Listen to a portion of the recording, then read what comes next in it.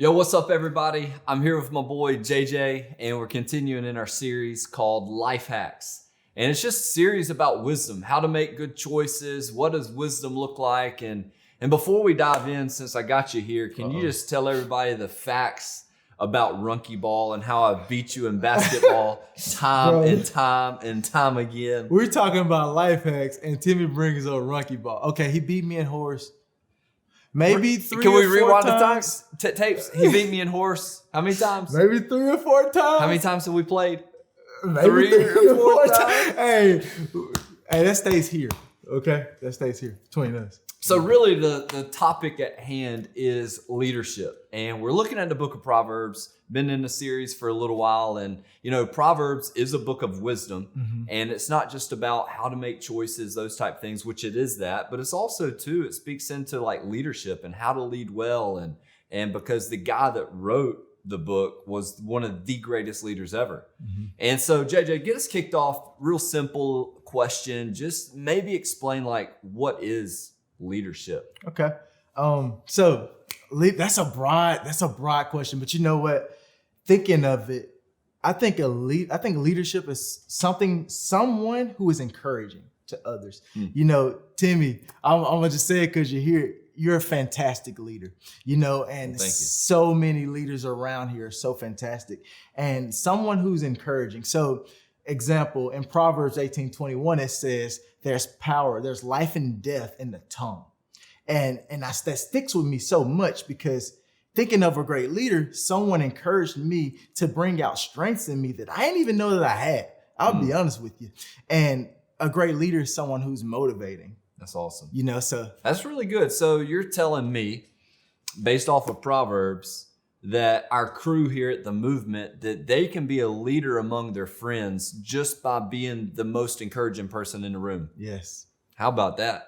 It's amazing. Because we always say it, that we believe that every single person has a calling, and that we believe, like we truly believe, that everybody at the movement is a leader. Yep. And so one way that they can do that is just by being encouraging. Mm-hmm. That's solid. That's really good. So that's part of kind of like what leadership is, and one way to be a leader. So how do you become a good leader? I think it's a process. Life is a process. You know, like me beating you in basketball was a process of me getting better and better and better. So how do you become a good leader? Okay, so this is difficult for me. And I was talking with Tyler. Y'all know Tyler Eggers. You know, I beat Tyler Eggers in basketball, by the way, too. Okay. Hopefully he's not watching. But anyway, how to become a good leader. And you know, this is pretty cool.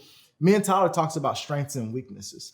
And one thing that I love, and I love to speak. I think I'm enthusiastic. I think that's cool. And that's great. And an example is you can get in front of people and you can talk to everyone and you're like, hey, what's going on, guys? How you doing? The thing is, on the flip side of that is sometimes in calm settings, that throws me off. So JJ and calm don't go together. it doesn't go together. So you see your strength, but then you gotta point out your weakness as well. And that hit me too. That's good. So thinking of that, you know, a great leader will make, so I want to say this, your weakness, don't think of weakness as something negative. Think about a weakness as something that you can improve on. And being a great leader is something that you can work on your weaknesses. Be comfortable being uncomfortable. That's good. Your weakness is uncomfortable. Prime example, you're a basketball coach, right? That's the leader. That's the guy. That's the dude who's in charge. That's the dude who's running the show. Well, I'm right-handed. And for my left-handies out there, you might be left-handed, or soccer or whatever sport that you want to use, Timmy. Well, in basketball, I grew up right-handed. I write with my right hand. I eat with my right hand. Well, Eat spaghetti and stuff. Eat with it. spaghetti with my right hand. But that left hand, bro, is the coach came up to me and he said, hey, you gotta work on your left hand. And he wanted my weakness to be better. And he made me so uncomfortable. But now, later on, I end up being more comfortable using my left hand. And a good leader can see that weakness, but not only just focus on itself, but bring that weakness out of someone else and bring that strength and point out their strengths. That's really good. So part of becoming a good leader is, yes, knowing your strengths, because I think we all have strengths, like you said, but we all have weaknesses. And I think kind of what you're getting at in a lot of sense is that what separates a good leader from, just a normal person is someone that's not only can identify their strengths, but someone that can identify their weaknesses and are trying to improve on those, to try to get better at that. Yeah. And that's really good. I mean, I think that's solid. And so, I think for everybody that's tuned in is maybe just a simple exercise is kind of jot down some things that that you're good at, jot down some things that you might feel a little uncomfortable with, and work on both of those, because that's just one step further and one step closer just becoming, the next like world-class leader in your schools, those type of things. So for a teenager, because this is the movement, and it's comprised of 6th through 12th graders. And so what does it look like for them? Like what is leadership for them to look like? Because a lot of them might be 12 or 16 years old thinking, leadership, that's for adults. So what is that for teenagers? Thinking about teenagers, I think that's incredible because it's a perfect time to start leading. Grace said earlier in the past week to just start early. Once you get it going later on, you'll be really good at it. And I'm still learning. So one thing for teenagers, continue to learn and continue to be willing to learn, but also continue to help others.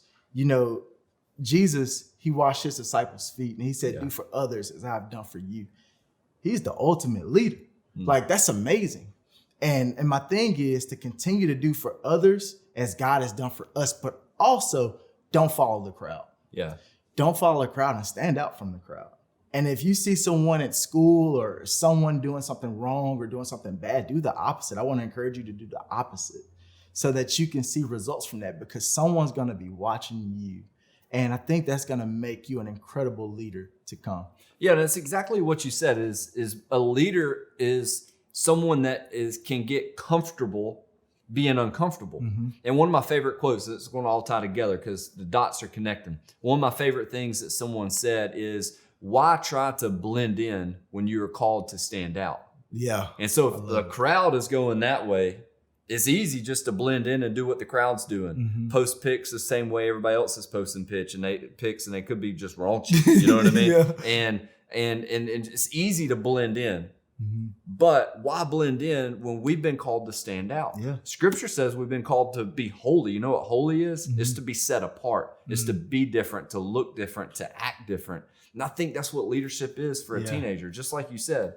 And something we said a bunch, sorry, I know I'm supposed to be. This is good. Just give me 1 second. This is good stuff. Is that we believe that this generation, statistically, this isn't just in my head or your head, statistics show that this generation is the most influential generation to ever walk the planet. Wow. So how are you going to channel that? And the last question to kind of conclude it is, I think everybody would agree that if you're not a leader, you're a follower.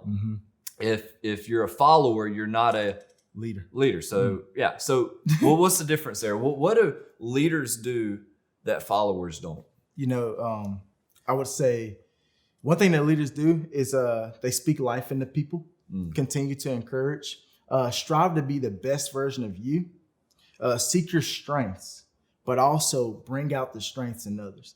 Timmy, you probably weren't ready for this one. Timmy is very encouraging. Craig and Jeff and Kyle and Tyler. I mean, so many people are so encouraging, and they bring out the best in me. And I'm so thankful for your leadership. And the biggest thing, and we talk about this all the time at Venture, we impress through serving.